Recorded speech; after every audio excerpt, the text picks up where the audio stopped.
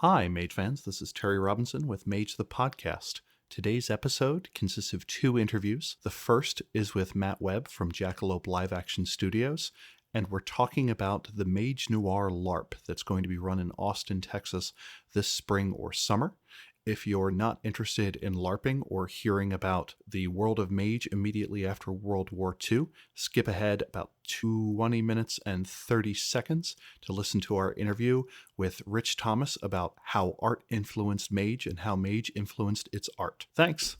Hello, Mage fans. This is Terry Robinson with Mage the Podcast with a Mage the Podcast mini-sode talking with friend of the show, Matt Webb from Jackalope Live Action Studios, and he is here to talk about his Mage Noir LARP.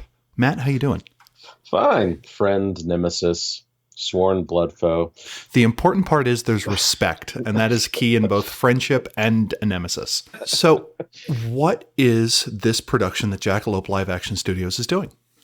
So we talked earlier about the Mage Eclipse setting, and one of the things we've discovered is that while I really liked where we were going with it, and I think it had a lot of potential, it was very ambitious to do a complete rewrite of the Mage setting for modern day and kind of do M5's heavy lifting before M5 has been written. And I really wanted to do, as a smaller, more limited scope, more intimate sort of experience, I wanted to do a Mage LARP. And I just had the idea. I've always been a massive fan of the noir setting and the 30s and 40s as a setting for magic. It goes back to my love of Call of Cthulhu, but also I think I can trace most of my passion for both that setting and for Mage to a slightly obscure little film called Cast a Deadly Spell. It was a film by, it was set in 1947, 1946, and it followed the private investigator Howard Lovecraft as he dealt with magic and skullduggery in the underworld of Los Angeles in the 1940s. And it was a fantastic little HBO made-for-television production that slammed together the hard-boiled detective genre and really hokey pop or pulp magic. So we don't have a lot of experience with boutique or blockbuster Mage LARPs, since almost none of us are familiar with it. What is the sales pitch for this? So you get to have a very concentrated one-shot experience with characters that are built by the writing staff to interconnect with the other players. You have character workshops and integration with other players, and you get to play a night set in locations and exploring the ideas of Mage in the immediate post-war period of America and all the potential and all the tragedies of that era. And you get to do it in where we rent out. I have a lovely wine bar that has this kind of very classic sort of motif layout to it. And we're going to rent it out, and that's going to be transformed in subtle little ways to a bar in 1946 that is inhabited by groups of awakened in the direct fallout of World War II. This sounds fascinating. So I register, I get selected to participate, I pays my fee. Do I need to have a costume?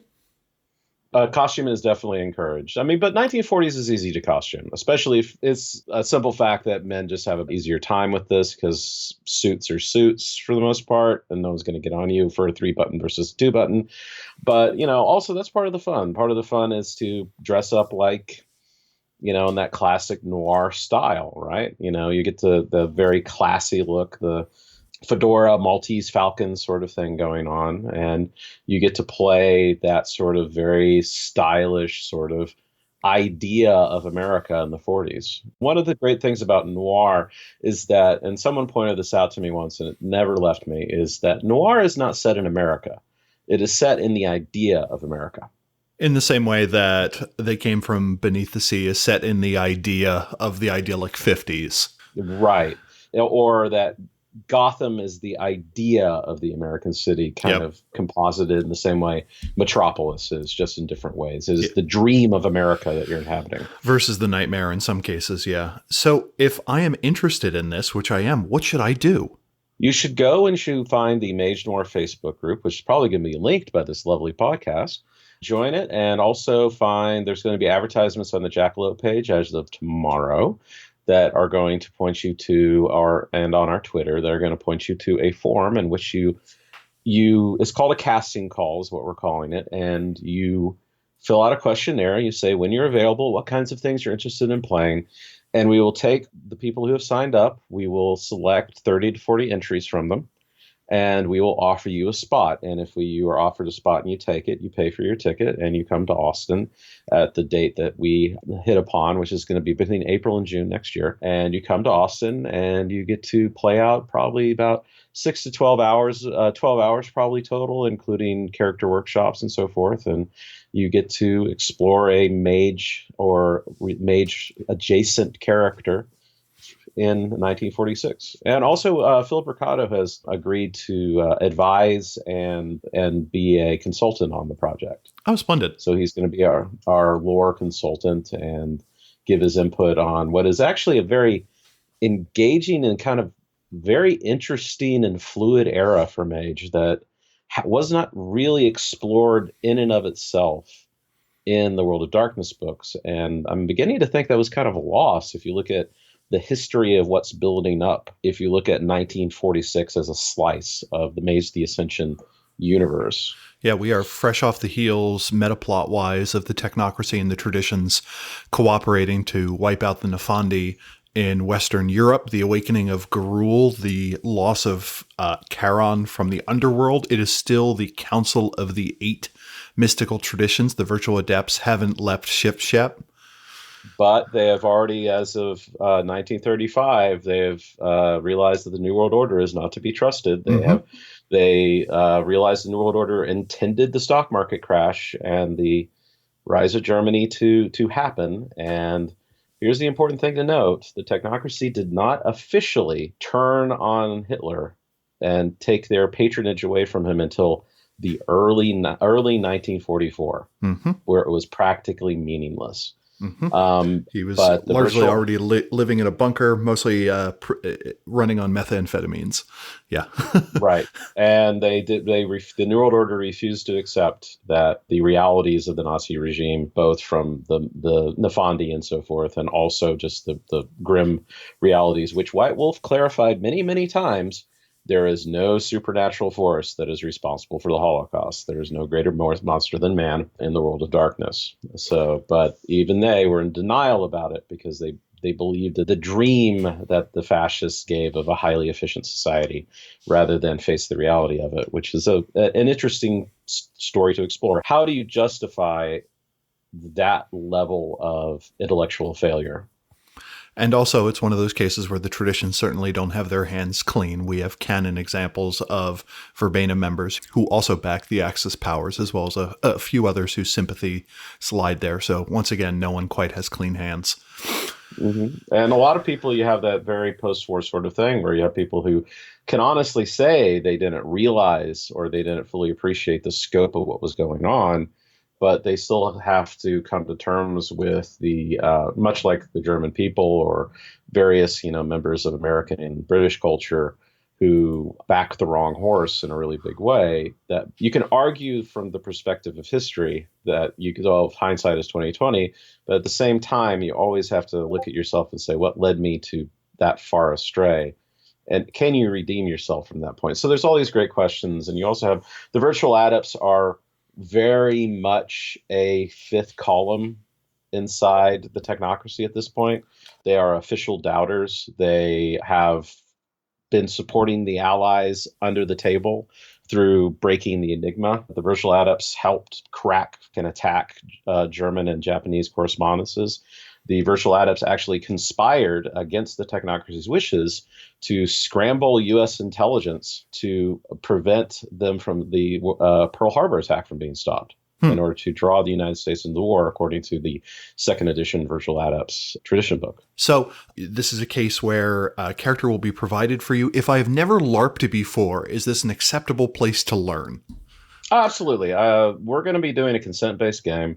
And Jackalope kind of has a reputation for being people's first LARPs. 20% of our players for the night in question, which was our Vampire the Masquerade experience we ran this November, 20% of them were first-time LARPers, and they reported that they had a wonderful experience. It's very easy to learn. It's very free-form, and it's very engaging. And I think it's a great place to learn, especially if you're a Mage fan. In fact, I'd love people who'd never LARPed, who are Mage fans to come play, and I like LARPers who've never done Mage the Ascension to come play, because I think that's a great cross-pollination. Now, we are Mage fans, and statistically, we are programmers that have some sort of anxiety condition. I've never LARPed before. What are some of the mechanisms you have in place to keep this a safe and enjoyable environment? Well, one of the things, we have various safety techniques that allow you to cut from scenes, allow you to negotiate. And one of our biggest concepts, we have our overall motto of our studio is people are more important than LARP. So we don't want you to be doing anything you're uncomfortable with. We encourage people to care about each other and communicate with each other when you get into intense emotional scenes. In LARP, we talk about something called bleed, which is when my character is being shouted at and I start getting anxious. I am not acting anxious. I am actually getting anxious. And that's called bleed, where the character's emotions bleed into my own.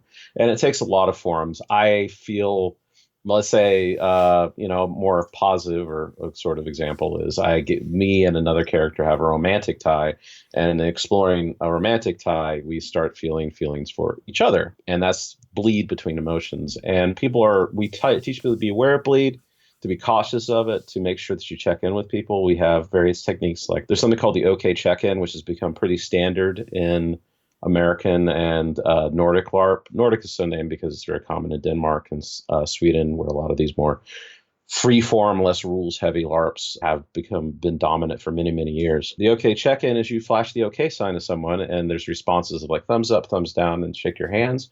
And what that means is, are you actually crying, or are you just a good actor? But I don't want to interrupt the flow of the scene, but I want to have a moment, and I want to make sure that you are okay, because I care about you, Terry, more than I care about how cool this scene is. And that's the mentality that we encourage. And a lot of people who are nervous or have social anxiety have often found that LARPing, especially in an environment that feels safe and enriching, actually helps a lot with that. Gives them another thing we talk about in LARP. There's something called Larp Theory, which is crazy. But in Larp Theory, they talk about alibi, and alibi has a lot of aspects, good and bad, but ultimately it means is that I can do things and I can kind of say that was my character, but I can also risk doing embarrassing things because I have the alibi of me doing it in character. So if I fumble a speech in front of people, I can say it's my character being nervous and it doesn't reflect upon me. It kind of gives a shield to the ego, but it's good training. Interesting. Now, you said this is going to be 12 hours and it's only going to cost $60. If I'm in the area and that is still too much for me, are there any mechanisms to reduce that cost? So we have a scholarship program. What it is that if you fill out the form, it's going to ask you, it asks you 3 questions. Can you just pay the ticket price? Can you pay the ticket price, and would you like to donate to defraying costs, or would you like to be eligible financial assistance? In the most simple, and then it asks you, if you say it's much like getting a scholarship for school, you say, why do you need the help? Are you just a cheapskate? Probably not. You're a college student, but you think it's really cool. You just don't have $60 to spare, and you can't spend $150 a night on a hotel room, or so on and so forth. And if players will want to give $50 here, $20 here, whatever, we'll have a small fund that we put aside where we say, okay, let's say you want to fly from Cincinnati, you want to come play, we will give you $200 and a free ticket. Right. Mm-hmm. And the studio will, absorb the rental costs and so forth that go along with that game, with the game for you. And other players have the opportunity to help people. And the people who will be prioritized for that will be people with lower or limited income, younger people and people who are from underrepresented demographics in the LARP community and in the Mage community. So are there any mechanisms in place to prevent this event from just being 60 white men? Right. That's why we're doing the casting call, is because I want a variety of different perspectives, a variety of different backgrounds, both socioeconomic, ethnic, gender expression, sexuality, the whole gamut. We want to have it be reflective of the gaming world as we want it to be, not necessarily as it often is. And we want to encourage and we want to engage with as many different types of people and give people a powerful common experience with each other. And if someone wants to come into a place and frankly has the courage to come into a place which frequently does not look like it's for them. The gaming equivalent of the comic book shop, which is inhabited not by nothing but your eponymous, white men. But they have the courage to go into that environment because they have an interest in the art. I think that they should. We have an obligation, and it only serves us well as a hobby to encourage those people as much as possible. You have described this event as a boutique LARP. The night in question is billed, I think, as a blockbuster LARP. What do those terms mean? So when College of Wizardry came out, which was the Harry Potter themed-ish game, it birthed a term called blockbuster LARP. And blockbuster LARP differentiated itself from most other LARPs by saying the conceit of a blockbuster LARP, or the concept of blockbuster LARP, is you pay more money. Mm-hmm. They rent out a kick-ass location, like abandoned ranch full of crazy horror stuff in the middle of Texas, or a giant castle in Poland. You pay a premium to do that, and they run, instead of a regular campaign game, they run a single weekend-long, week-long, night-long, really intense high production value experience. So it was almost kind of like the Broadway play of LARPs. Expensive, but very, very top of the art. And that became very popular. And then kind of a subgenre started developing called boutique games. And boutique games, well, blockbuster games tend to have 100 or more players. They tend to have very large scope and rent out entire hotels or something. A boutique game, there was one of the more popular ones that's running for a couple of years is Nelly's by Night, which is run up in Montreal, which is a vampire game where they rent out the bed and breakfast that the Vampire Diaries was filmed in somewhat. And it's 30, 40 players, I believe. It's a modest ticket price. It's under $100. It is not as high production value, but it's a much more intimate experience. But it's still a single one-shot event that you show up for, and it's kind of a destination, and you show up, and it's almost a little mini vacation that happens once per year or twice per year. And that's a boutique game. And so Blockbuster was coined first. And then this other version, which is kind of a mini Blockbuster, showed up. And that started becoming called boutique games, in the fact that they are obviously of a higher quality, but far more intimate and personal, much like a boutique shop. Okay. So this is above what I would likely get maybe at a large regional LARP, but maybe below what I would get at a Blockbuster. Is that safe to say? If you go to a large regional game, you're probably getting the same production value. The big thing that's the difference is the style of a Blockbuster game, with the custom character creation and the more groomed and curated experience, but it is done at a lesser scale. So I would say there's a lot of boutique games which don't have the same production value as, say, a large regional fantasy game, especially in somewhere like the UK or Germany. But they're taking the Blockbuster style, but they're doing it at a smaller scale at a lower price point. Okay. And is the character creation collaborative then, or do I just arrive and something is handed to me? What it is that we're asking questions in the casting call. We're asking questions about what kind of character you want to play. And that is going to be the start of a conversation of, I have these roles, I have these storylines, these are the various groupings I'm working with. Let's fit you into one of these groups. And often with the smaller games, you can afford to do this. This is one of the advantages of the boutique games, is you can have the writer goes up to you and says, this is my idea. Here's a couple paragraphs on it. What do you think? There aren't really a lot of predecessors for this. Is there anyone else who's done something like this that people can look at kind of as a template if they're curious what Mage LARPing may look like? There's been a few Mage LARPs. I've never seen any real details on them. They tend to be very abstract. There's also, of course, there's the Mage Theater rules, but we're not going to be using those. This is not going to be a competitive rock, paper, scissors style system. There's a lot of really good systems, though. You might take a look at College of Wizardry. That's a Harry Potter game that they run in Harry Potter inspired. It's not Perry Potter. They were one of the first really big blockbuster consent-based games, and they deal with magic and so forth, but it's very much more of the Potterverse sort of style. There's also, of course, been Enlightenment Blood and our own game, The Night in Question, which is a vampire game, but very much worked in the same vogue of that you're collaborating to create a story inside the world of darkness, with various characters of that setting. This is going to be a new chapter, it seems, for Mage the Ascension as a game, and I look forward to seeing how it develops. If you're interested in more information, please go to jackalope-larp.com or look up Jackalope LARP on Facebook. There's also a Mage Noir Facebook group, and all of these items will be in our show notes. And we're also on Twitter at Jackalope LARP. Awesome sauce. And hopefully we can talk to you again as more information comes to light, and maybe we have a final date in mind. And hopefully you'll come by and play with us. I'll actually get you into a LARP. I look forward to at least trying. And with that, Mage the Podcast listeners, thank you for listening to our Mage the Podcast minisode. And next is the first in a series of interviews I did with Onyx Path Publishing creators at PAX Unplugged in Philadelphia at the beginning of December. The first one is a discussion with Rich Thomas, founder of Onyx Path Publishing, about how art influenced Mage and how Mage influenced its art, and a few other things. It was a very loud convention hall, and I've done what I can to clean it up. If it sounds like we're shouting and there's not a lot of background noise, that's because I was able to remove most of the background noise, but it still sounds like we're shouting. I hope you enjoy. Hello, Mage fans. I have the distinguished pleasure of talking with Rich Thomas of the Onyx Path, as well as the art director, I believe, for a number of years, and countless other things that have gone into the game that we love. How you doing, Rich? I'm doing great. I'm filled with PAX love.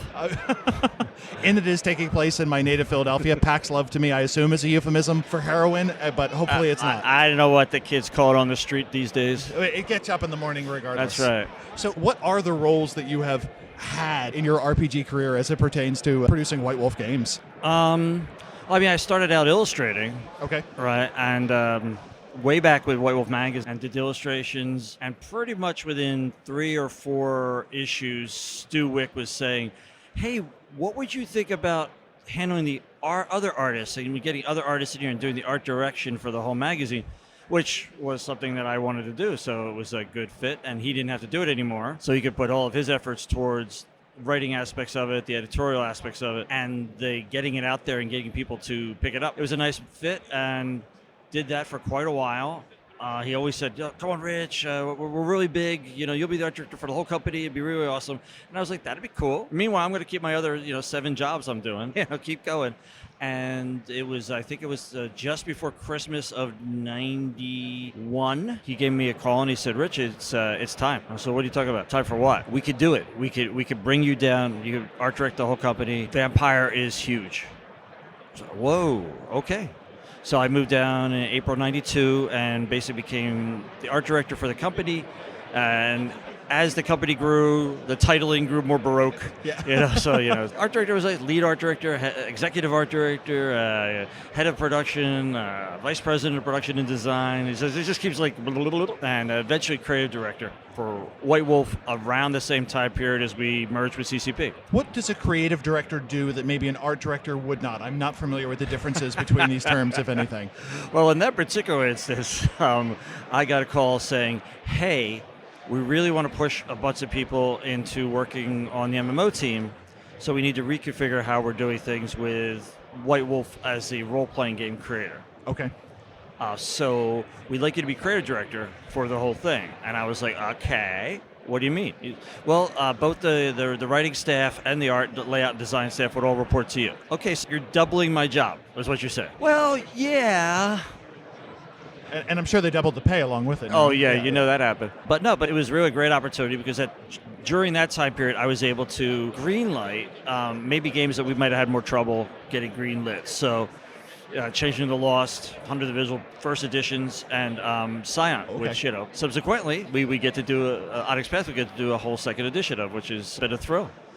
And Scion is interesting because I think it's one of the most beautiful sets of books that came out in that era in terms of design quality and cover quality. And I'm a hobbyist bookbinder, so whenever when I first got them, I was very pleased with everything from the paper stock to how the covers were being done. Yeah, I mean, it was really neat. I think, and this is good, definitely date me. I think I did a live journal post showing how I had done a sketch for the first Scion cover, the one with Eric Donner on the front of it. Yeah, and Mjolnir, the pistol. And I did that all up, and then I showed the sketches that the artist sent in, which were so good. I just picture your version, not to shit talk your ability as an illustrator, Right. but being like this stick figure with like fake biceps and this massive gun, and then Yeah. I mean, I'll say probably a little more advanced than that, but nothing like what Cobb did.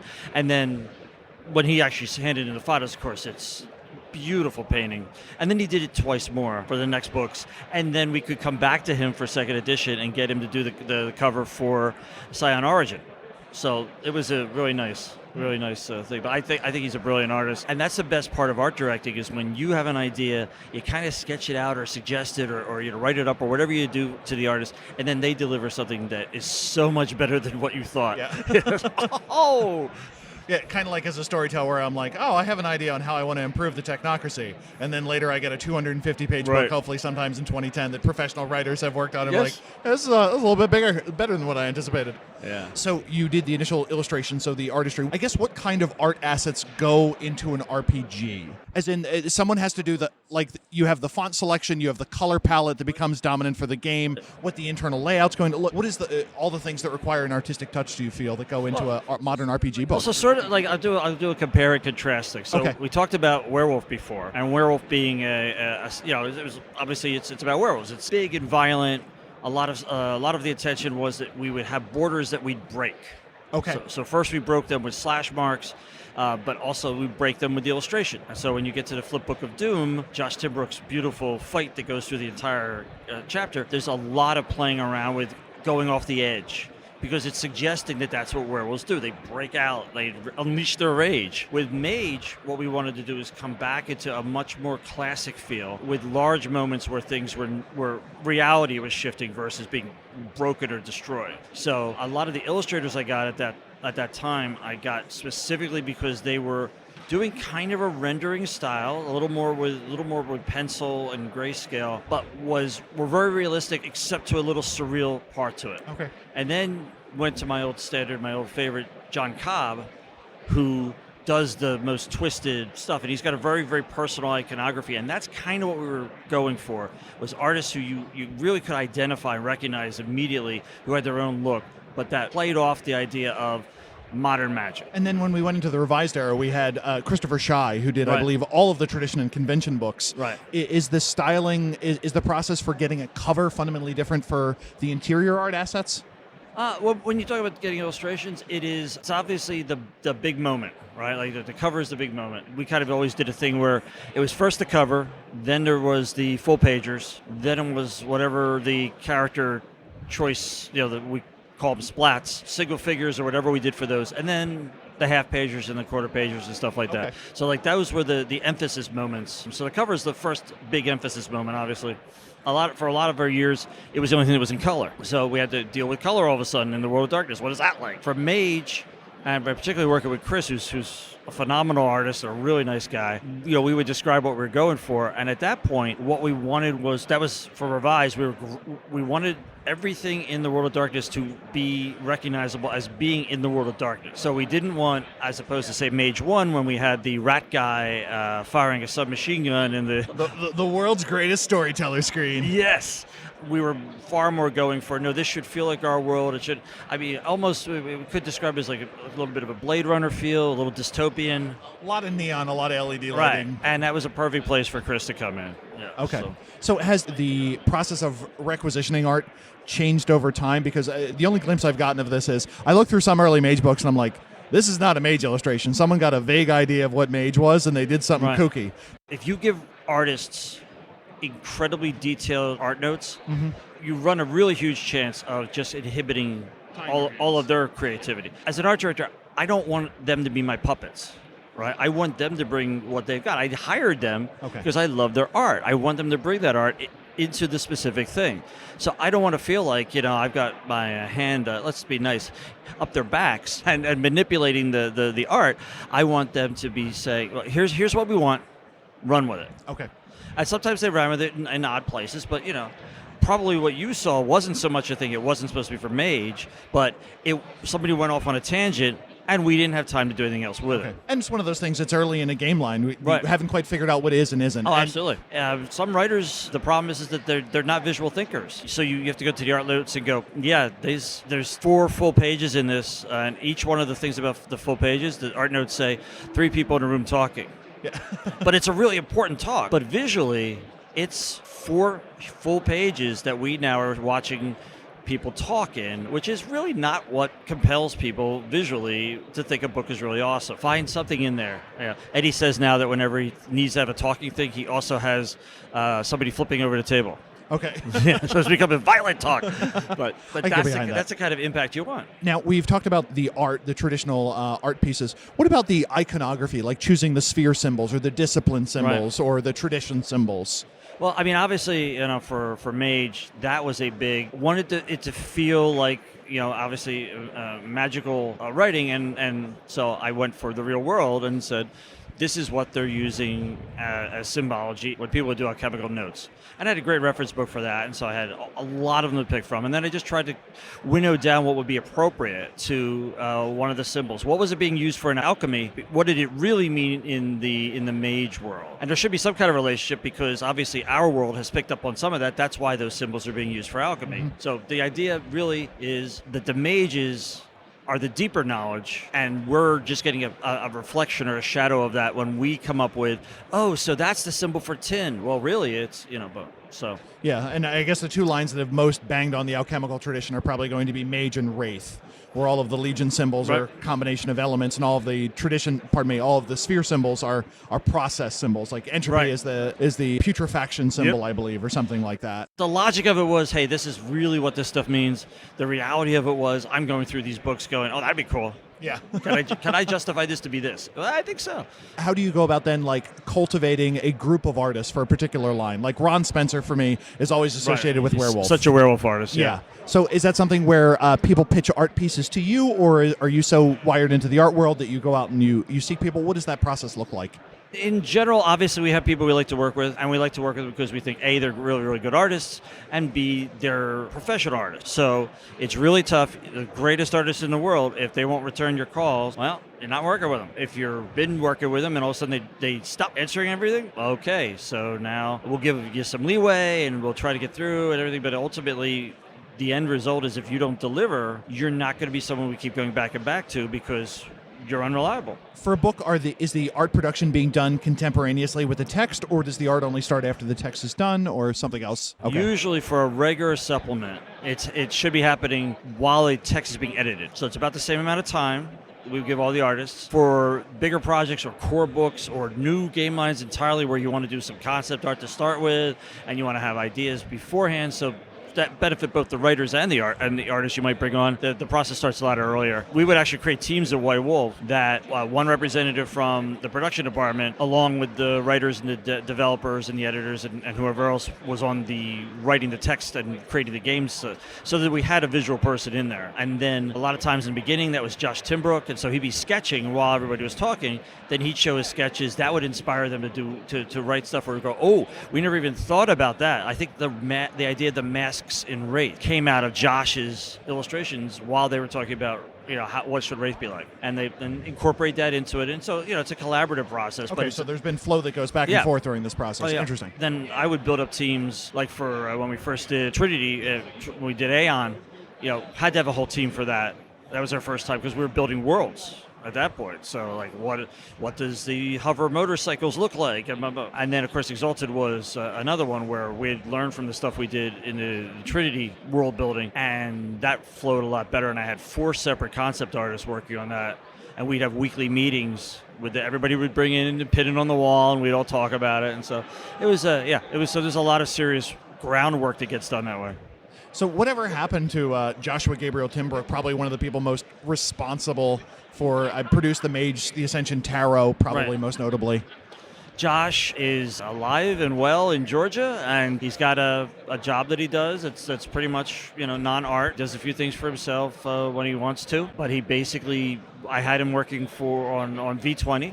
Okay. And that was wonderful. The return, we shared an office for a couple of years. I mean, Josh is a great guy, but his work style and his interest in how he does this stuff isn't about, I'm going to create these illustrations based on your notes to me and I will get it done to you, and then I will move on to the next thing. I think he loves every one of his drawings. He feels very, very connected to them, and so he much prefers, here's a brief idea, go. And it's just gotten to the point where I think he just likes, I mean, he's much more just a fine artist, really. So have you noticed any trends in how RPG art is being done? Like, I look at V5 and we have photographs in it. Right. We never really had that in the old style. And I look at maybe Chronicles of Darkness, where all the interior illustrations are steamingly standard black and white, but with with like a sepia tone or something. Two-tone, yeah. Beneath it, where World of Darkness has stuck with color for a lot of the newer stuff. The direction people are coming in and where their inspirations are coming from have changed. Okay. So like when I started, you had fantasy book covers, you had album covers, you had comic books, and you'd have to find and buy them. Whereas with now, if I want to get inspired or something, I mean, I can go to DeviantArt, I can go to all different art outsourced websites to see who's doing what and how they're doing it, and we are just bombarded with visuals. I mean, just look around this place. Look at all the signage and all these giant pieces of art that are all around. People couldn't do those back then. The material wasn't there to do it. You couldn't. Everybody except WotC couldn't afford it. And I think Magic cards were a big part of that. I mean, that's a piece of art on every single card, and there's like how many thousands of them now, right? So it's become a much bigger thing and a more polished thing. I think there's still room for idiosyncratic art like John Cobb's because it is brilliant, but I don't know that it's the exception these days to the more highly polished and more. It's also when you're doing art on a computer, the technical requirements, a lot of that stuff is built in. It's baked in. You don't have to worry about my paints are drying out. It's not like you're doing this as a fresco secco or anything, and you're working with egg white as it's drying or something. We would get fully painted things on board or on canvas sent to us in boxes so that we could get them photographed and everything like that. Now, send me a JPEG. Boom, we're good. Was there any sort of review that happened as the editions went by where you had first edition for a book, you're like, we don't know what our baby's going to be. It's this wide open space, and then it starts narrowing down. Oh, yeah. I mean, you're absolutely right. We get a much better idea each time we do an edition for what the game's actually about and what we want to focus on. Okay. And sometimes you go a little wilder for the first edition, kind of stay with, like I say, you want to be appropriate, but you're going to give us some leeway because you don't know how people are going to react or what they're going to be into. So when we first met up with CCP, they told us, well, all of you should have one artist to do all of the line, so that way you'll have a consistent style. And that way their hands can fall off. And and I'm looking at them going, why would you think that was good? Like, we want a variance within the same zone, but we want a variance so that a lot of different people can come at this and understand it's for them. But they were thinking of it as a computer game when you're doing concept. Once you start to render stuff, you've got to make it look like. So it's like, it makes total sense, but totally different needs as an art director. Do you have any favorite artists that you've worked with over time? I put a call out to our Discord server to say, hey, I had a chance to talk to Rich Thomas, and someone's like, whatever happened to Leif Jones? Whatever happened to Alex Shakeman? I think we're still working with Alex. Okay. Yeah. Leif took some time off, so we're always happy to hear from him. My favorites, I mean, you already mentioned Ron Spencer. I get these calls, hey, Rich, how you doing? And he sounds like you'd expect him to, right? I was just splattering some more blood on this one, and I wondered if it was gory enough. What do you think? It's like, go, do what you do, nuts. you crazy bastard. But no, he's a really, really great guy. Richard Kane Ferguson, also, I think, mostly we used him in Werewolf, and he's another man. Love talking to Rich. Speaking of that, RK Post, I associate with Demon the Fallen. Is that one of those things where you try and find a signature artist with a new line, or is that just one of those things where maybe it spoke to you, or was that just a contract convenience or something? Well, like I said, if you say we're looking at or Tony DiTerlizzi with Changeling, I'd guess. Right. And Tony was a lucky thing for us. I mean, he was just on the cusp of being Tony, and also really a sweet guy, just an absolutely wonderful guy. tell the story about this kid hanging around our booth with this handmade sketchbook that he had. He wanted to show it to us. He wanted to show it to us at Gen Con.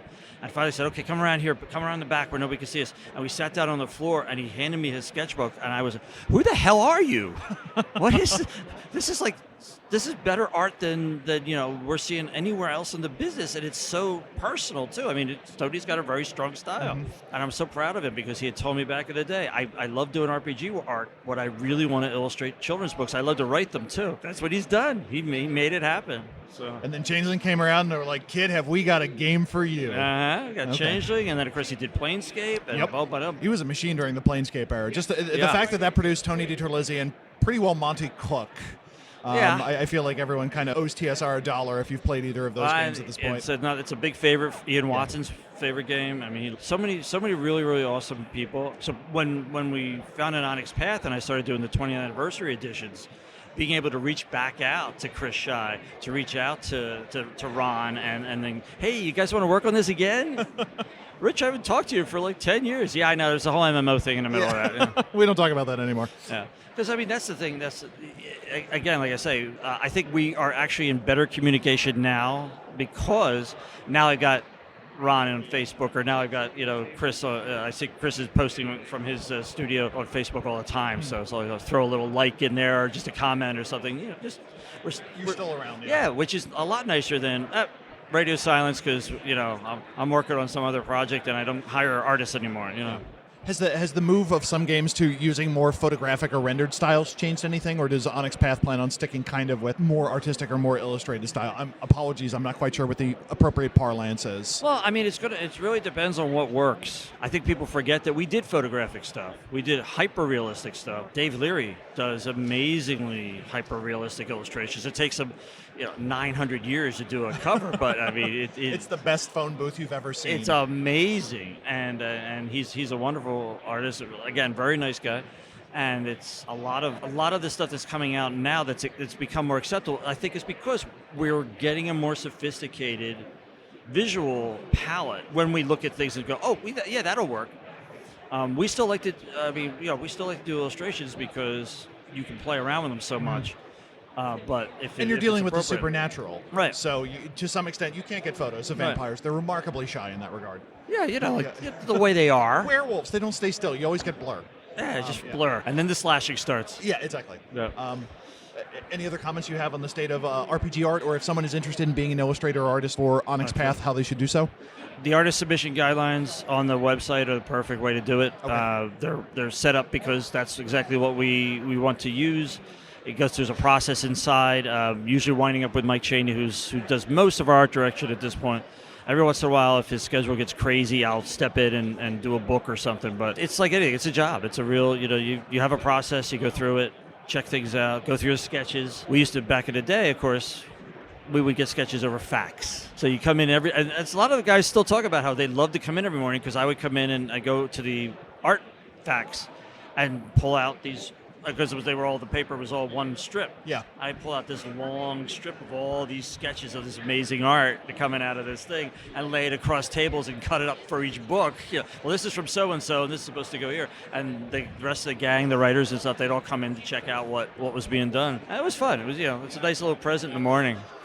Interesting. Yeah. Well, thank you so much for talking about the artistic process that have gone into the games we love. Are you comfortable talking about maybe some of the other things that Onyx Path is doing? Sure. I have heard it in bits and starts how Onyx Path came to be, and now I know you being the head of that. Is there a one-paragraph explanation of what Onyx Path, how it came to be? Oh, how it came to be? Yeah. I've been thinking about this for a long time. And when was this approximately? During the time we were working on the late and lamented World of Darkness MMO, okay, I started to think more seriously about wanting to do RPGs again. But it wasn't until we did V20, and I sat down and I actually did all the layout for V20, and I was like, this is what I love. Like this is good. This makes me feel I get excited to go and do this thing in the morning, And so around that time, V20 was showing that people were really into it. They were talking about how they needed to adjust things. Pardon me, who is the they here? CCP. Okay. They needed to put more focus on this or that or the other thing, and I had been down there in Atlanta, but my family was still up in Pennsylvania. And so I was commuting. So I see my family for 1 week out of every month. And then I go back down there and I'd work down there. And I told them I would do that for a certain amount of time. And so CCB said, well, look, we're not going to be releasing this for at least another year. And I said, I can't do another year, guys. I mean, I'm away. I've got 3 kids. My wife is a single mom for 3/4 of the month. So I said, you know what else can I do? And that's when we started to do some other things. And then they said, look, Rich, we're going to be doing a big downsize. Okay, most of the people you hired for White Wolf are going to be let go. I was like, wow, that's like a major ass fucking betrayal. Thank you. We don't have any choice. Okay, sure, but now I don't. So I said, you can still be involved. You want to? I was like, maybe this is the moment. Maybe this is it. And I talked to Mike Tinney, who was the president of, at that point, CCB North America, but he had been the president of White Wolf. And I said, look, man, I think this is it. He's like, really? Because we talked in the past. He's like, if this is it, let me see what I can do to help you. Okay. And I was like, Mike Tinney, who went and said, guys, Rich is talking about leaving, but he wants to start his own tabletop RPG company. Would you be interested in him doing tabletop RPGs for the White Wolf IPs? And they were. So I have Mike to thank for getting the most wonderful license in the world, or 3 of them, because three different things. World of Darkness, Chronicles now, and Exalted. It's like, wow. Plus, they were willing to sell me Scion and half the Scarlands and Treaty Continuum. Did you have the capital to just straight out buy those things, or was that what kind of arrangement was that, if you're willing to share? I bought those. Okay. Those were bought, and that was 2012. Next January, or just a few weeks from now, if you will, we'll go into our 9th year of doing business. And it's not, it's pretty cool. Awesome. You have this thing, we have this new landscape where PDFs are probably outselling Dead Tree copies 10-1 or something like that. We see it as all sections. So there's PDF sales, there's print-on-demand sales, there's traditionally printed books that now we're getting them into stores again. All of that is a section of how we get stuff out to people. It's the various ways people are comfortable holding, absorbing, getting into the role-playing games. So what works for you may not work for somebody else, and that's fine. We're going to try to service all that. Okay. Do you have any experiments in that regard that Onyx Path has been doing lately on maybe non-traditional RPGs or non-traditional formats to present the material in? So we have the phone editions that have come out. So the phone would be the big one that I'd say is that's one that Drive-Thru came to us and said, here's something we're going to be doing. Do you want to be part of it? So that sounds cool. What do we have to do it? It's actually a lot of work. Okay. We've also looked at ebooks and things like that. The biggest problem with those is we're still not there to be able to present RPG books with the same level of polish that we do with a regular PDF, with the phone PDF, with regular printing. So there's like charts. Well, gaming uses a lot of charts. Charts have to be created as a single block thing because you can't. There's no software part of it that says this is what a chart is. Ebooks were never designed to do that because everything's got to be able to expand and flow and do that. So. Until we get there, we're not really going to be presenting the same sort of things. But we did an ebook for Anarchs Unbound. Okay. And it exists on Drive-Thru. We don't sell a lot of that. But you tried. Yeah. We at least proved we could. Yeah. What is your relationship with Drive-Thru RPG? I know that there's, when I look at the names there, it reminds me of some of the old White Wolf people, but... I totally want to just say that Eddie Webb owns both Onyx Path and Drive-Thru RPG, and he's a completely Machiavellian mastermind behind the scenes. Because I've seen that actually people put those kind of theories together. So Drive-Thru RPG came out of the old days of White Wolf. Okay. It was a couple of people who wanted to. We saw how PDFs are going. Monty Cook was a big forerunner in that. He was one of the leading the charge to put games into PDFs. And Drive-Thru basically said, "This is all working. We think we could do it our own way more efficiently." And so that was a big thing that Steve Wick was heavily involved with. And when CCP merged with White Wolf, Steve stepped out of the company right into his own company, which was Drive-Thru. Oh, okay.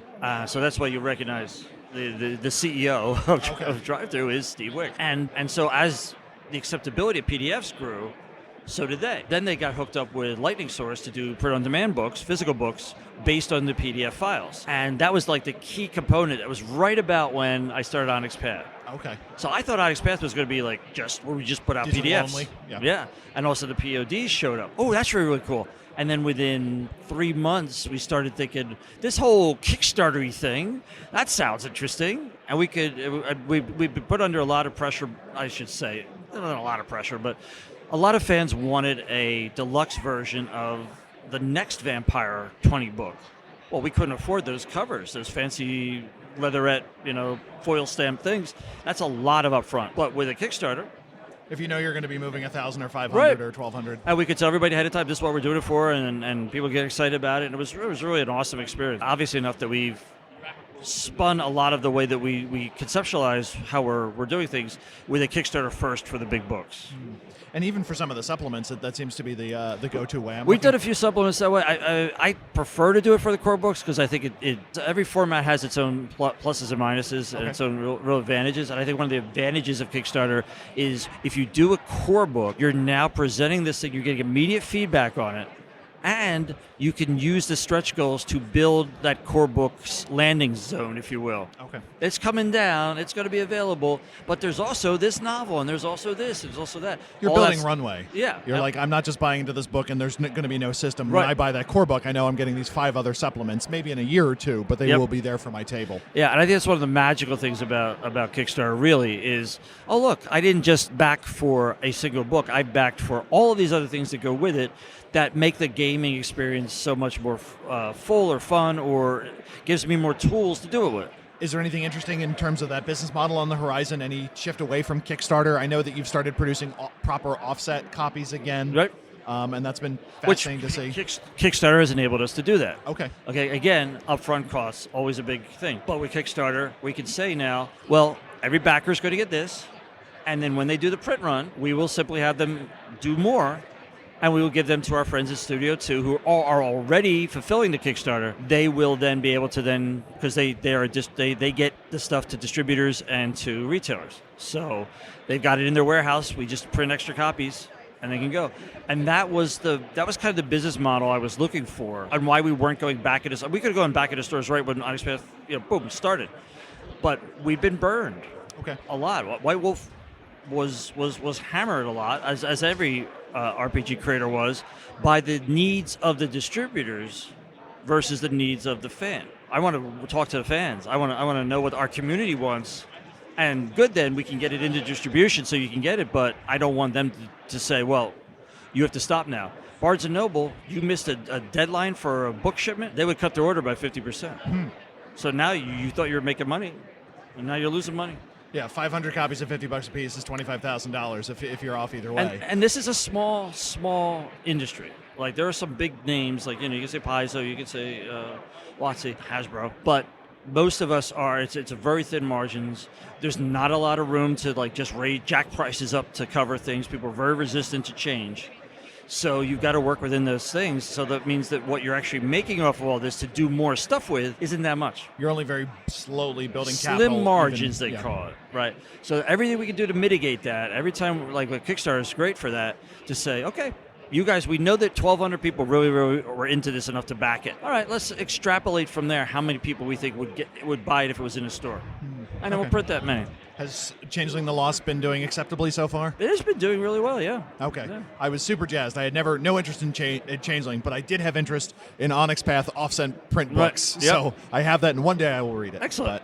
In fact, the Geist second edition is at press now, and I think one of the things that's going to happen is as more game books come out for each of the various umbrella lines, if you will, they're gonna excite each other back and forth. Yeah. So people see they can get Geist, okay, I also get Changeling, and back and forth. So. Any chance of getting the Chronicles of Darkness second edition core book in offset? That's a tougher one. A lot of people ask the same thing with any of the first three, right? Because we never did those in offset. Just to clarify, Vampire the Requiem, Mage the Awakening, and Werewolf the Forsaken. Yep, exactly. Who've all received second editions. Yep.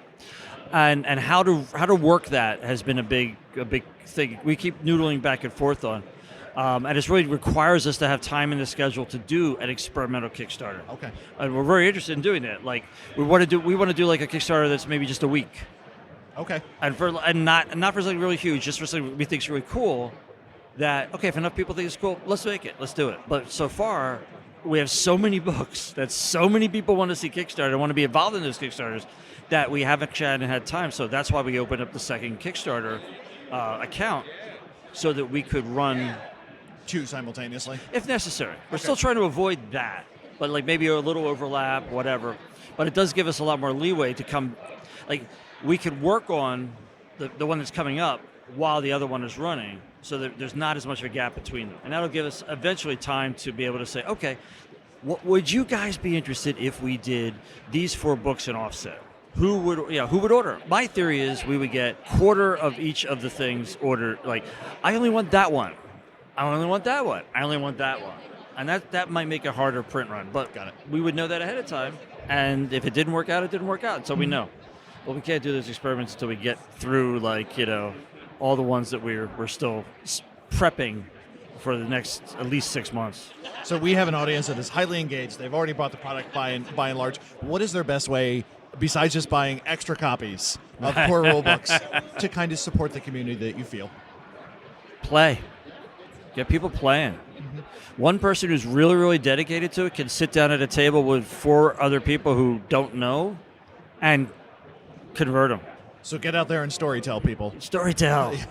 Yeah. And I mean, not everybody wants to storytell, but that's kind of, like we always said, it's tough to do a supplement about that's storyteller based because only 1 out of 6 people are going to buy it. Yeah, 20 or 15%. But let's turn that around and make it a strength and say, you guys can evangelize in ways that nobody else can, because we've all seen it. We've all sat down with that noob and seen the light come on in their eyes when they're role-playing, and it's suddenly a whole new world of gaming possibility that they never believed. How could you explain to somebody who only knows computer games where everything's controlled, even if it doesn't seem that way? You can say anything you want. You don't have to pick from 3 phrases. Yeah, you don't have to worry about going out of bounds. There isn't a no clip that you need to worry about. Yeah, and it's a magical moment, and I think that's one of the real strengths of our hobby, to get people playing to the point where they get that moment. Then they won't go back. Do you have any plans on providing support for storytellers or other people that are actually running the darn games? Well, I mean, the first thing we've been doing, obviously, if you've been watching, is we ramped up our Twitch streams for actual play, so people now can see how the games play, which I think is another big thing about it. You don't know, what's this? How do I play this? What's supposed to happen here? We have tutorials. Matthew has been doing some great. How do you play Scion? How do you play the Mummy? He did a How do you play Mummy for the Kickstarter stuff, and so those things are really important. I'm trying to get them in the way that people now get their knowledge and their information. We could do a pamphlet, and maybe people will get it, maybe they won't, but it'll just kind of fall into the same thing as any other product. Maybe you'll pick it up if it's sitting in a thing in a store. Maybe you'll order it off a drive-through. Maybe you'll download it from our website. That's all good. But then that's why we have jump starts. So almost every line at this point has or is going to get a jump start, which is the basic rules, maybe a few sample characters and a few plot hooks. Yeah, so you jump right in. Mm-hmm. Jump right in. It gives you an adventure, gives you the characters, like you say, a simplified sort of not all the details of the rule. Well, awesome, Richard Thomas. Thank you so much for your time. Mage listeners, I have one extra segment with Rich Thomas on the origin of Mage Purple. So where did it come from, boss? Yeah, so we were looking at, there's always a texture on the original 5 books, right? Okay, and more, but the original 5 had everything had a specific textural thing. The stained glass for Changeling, the chains for Wraith, and Mage, of course, was purple cloth and gold foil stamp, because it was majestic and magical, kind of go together to me. Mm-hmm. The purple is actually the little bridesmaid dress from my wedding, where my little daughter was our bridesmaid, and we folded that up and took a picture of that, scanned it on it, and then that's the folded cloth that's all the way through there. Wow. Okay. And it's just one of those serendipitous things. My wife loves purple, so we were going with purple dresses, and I looked at it, and I'm like, I know I want to put foil stamp on this cover because we were getting into cover treatments that were funky. Going against that would be beautiful. And then if you look in the famous screen art, the background, what that looks like, it looks like the purple is all like this atmospheric stuff back there in the other dimension. Oh, okay. So we tied it in, but it really came out of the fact that my daughter wore this little dress, and I thought it would be really cool to put it in there. Now, while we're talking about cover, if I may, one of the things distinctive about Mage is it was probably one of the first games that had a Black or African-American character on the cover art. Where did that decision to make Dante be the lead character and be Black come from? Well, Dante was a really cool character. Yeah. And he expressed what we wanted to express about Mage, but that mix of modern and magical so well.